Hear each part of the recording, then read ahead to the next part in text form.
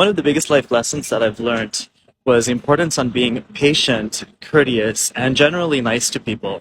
And this especially applies in the professional environment if you really want to be successful. I'm going to flex a bit. I don't do this often because I tend to like to keep my content lighthearted and effervescent.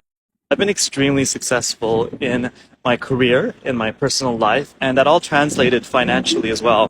And all of that gave me the flexibility to follow a dream, to start my fragrance brand, and that's a privilege that I never take for granted a single minute in my life. And sure, part of it is due to, my competency, my talent, and my resilience, but I think the biggest part of it is just a general good attitude and a positive attitude. I'm patient, I'm courteous, I'm nice to people, and I'm also considerate.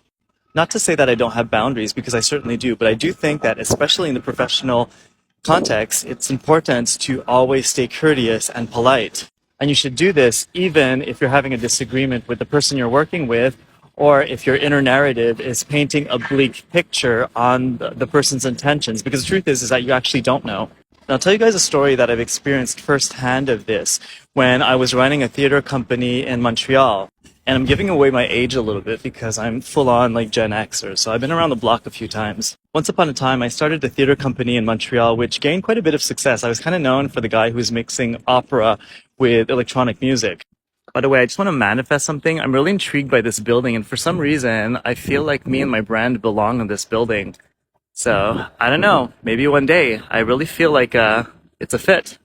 So in a nutshell, I was presenting one of my works publicly for the first time, and it was an excruciating experience for me. I felt like I was being disrespected. I felt like nobody cared about me.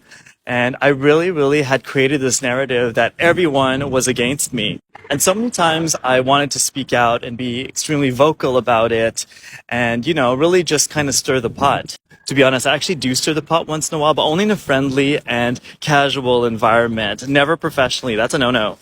To get back to my story, I really did want to tell people off and tell people what was on my mind and even slam the door a couple of times, but I didn't. I bit my tongue and I kind of smiled through it. So the production ends, it was a great success, and I like to play humble, but to quote Gaga, I know how good my work is, and I'm not surprised when it's successful. And I don't think twice about it because I believe no one is ever going to be interested in calling me back. And sure enough, they called me back and they gave me an even bigger creative role. From there, things snowballed. I got one of the biggest contracts of my life right afterwards.